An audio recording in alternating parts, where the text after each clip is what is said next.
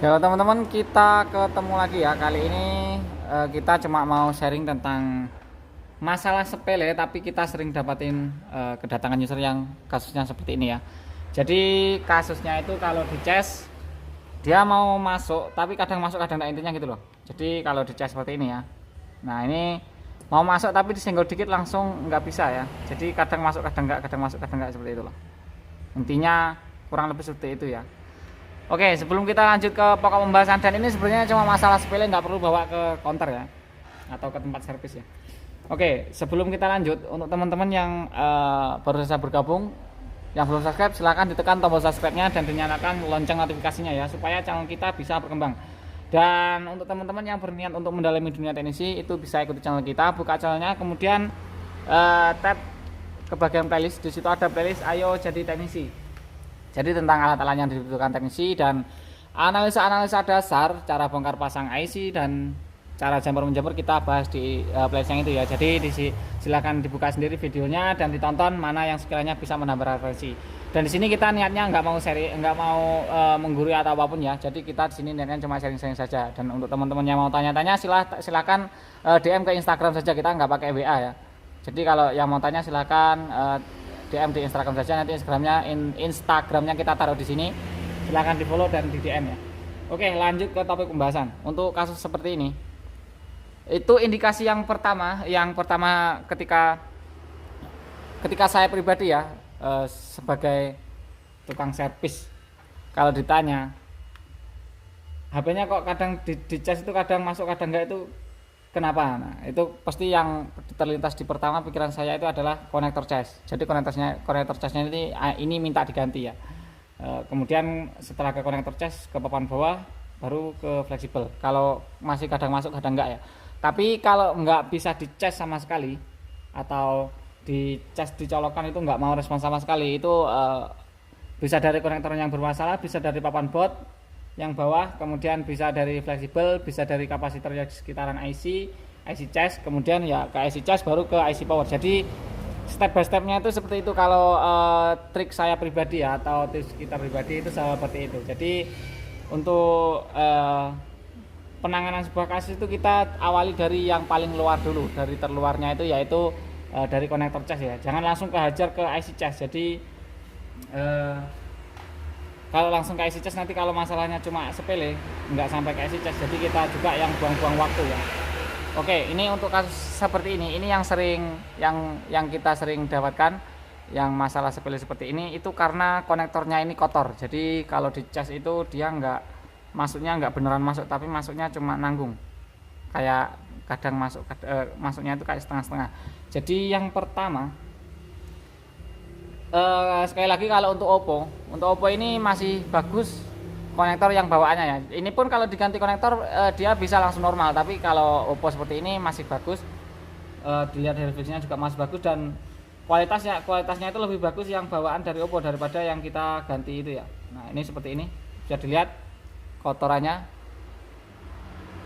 Nah ini ada kotoran segede ini, kayak kelihatannya kayak beras, kayak pasir atau beras ini, atau gula, pokoknya seperti ini ya. Nggak bisa fokus ya. Nah seperti ini, kayak beras atau apalah ini namanya. Ada kotoran-kotoran seperti itu. Coba kita bersihkan lagi sekali lagi.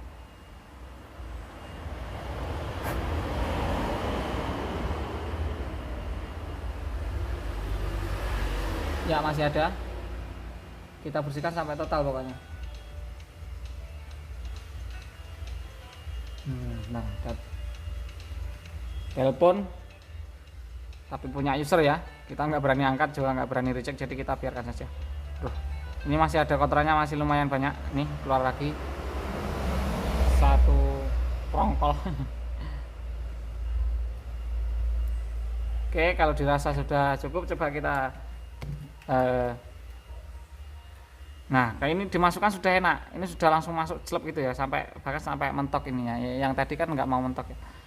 Oke, ini adalah kasus sepele yang sering kita alami di sini ya. Jadi banyak user itu yang datang, cuma masalahnya sebenarnya bisa dibersihin sendiri pakai alat yang lumayan tajam seperti ini.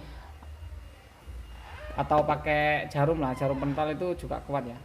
Pokoknya yang tajam kemudian yang lumayan kuat. Pakai SIM ejector yang paling bagus yang untuk SIM itu loh, yang bawaan itu ya itu lumayan bagus itu.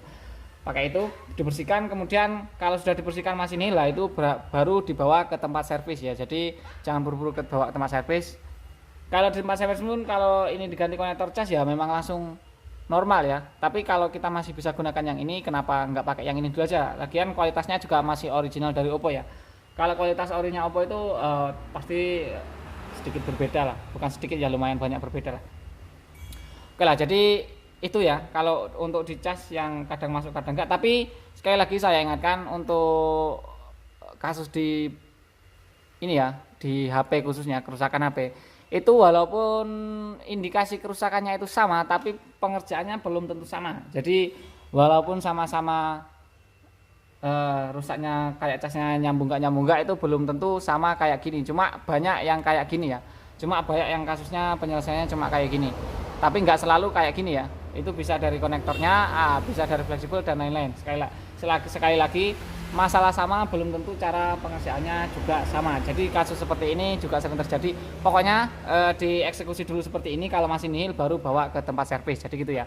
Dan ini info ini juga bisa di-share ke teman-teman, siapa tahu teman-teman kita ada yang mengalami masalah sama ya. Jadi supaya tidak langsung dibawa ke tempat servis gitu. Saya sendiri kalau dari pihak servisnya juga enak saja ya.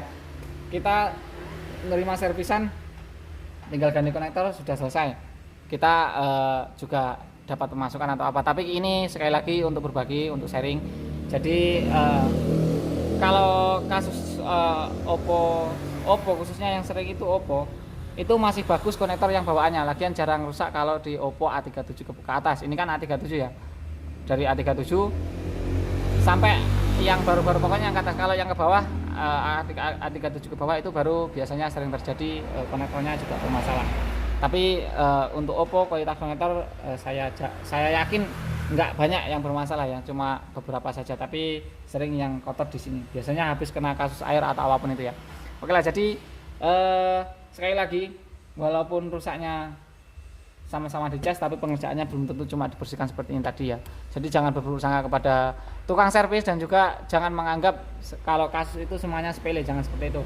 Contoh lagi, kalau kamera nggak bisa, itu belum tentu kameranya yang rusak, belum tentu fleksibelnya yang rusak, tapi masih banyak komponen-komponen yang pendukung lainnya. Intinya seperti itulah. Pokoknya kerusakan sama belum tentu pengerjaannya juga sama. Intinya pedomannya jadi tukang servis itu ya. Kita nggak boleh gegabah, nggak boleh buru-buru untuk menentukan sebuah kasus. Jadi memvonis sebuah kasus ya. Jadi intinya, oh ini rusaknya ini, jangan buru-buru. Tapi kita cek dulu dari bagian terluar sampai baru ke yang berat. Oke lah, jadi cukup sekian dulu video kali ini ya. Semoga video ini bermanfaat dan dapat menjadikan referensi buat teman-teman ya. Dapat jadikan referensi buat teman-teman yang mengalami masalah sama tentunya.